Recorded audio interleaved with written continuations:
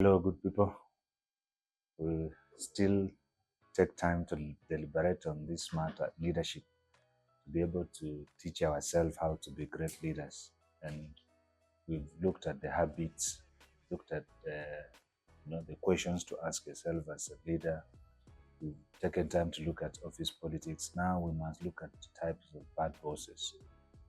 Yeah, bad bosses.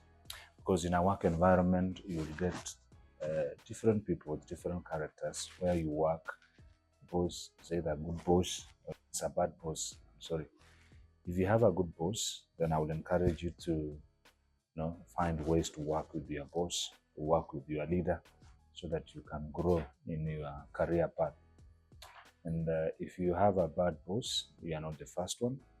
We've had such scenarios whereby you work with bosses who you're not resonating with in terms of the objectives, in terms of the work scope, in terms of the aspirations of the company. you know you must now be able to know how to navigate yourself around such a boss, so you don't lose your job, you don't directly demean them. How do you work with a difficult boss? How do you work with a bad boss? Because people have different temperaments, people have different characters, and when they assume leadership, those temperaments don't leave them. It's only those who work on their emotional intelligence, those who work on their cognitive ability, that know how to balance their life, know how to balance wherever they are, so that they don't allow their emotions, they don't allow their issues they go through, the pressure, to cascade to the junior staff and destroy their work environment. And you will interact with these bosses, or you've interacted with these bosses. You may have lost your job at some point, or you may have not been on the right side with such a boss.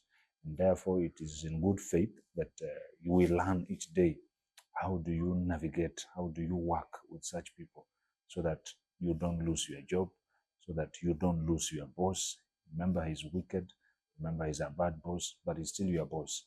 He has to give a report about your work. So how do you work with them? And we'll be looking at a few of them, categorized into different forms, and how to survive around them. Because I've told you, behavior may be taught, but it's upon the person to regulate their excesses, so that they work in a workspace that is not, not too negative for anybody to survive in.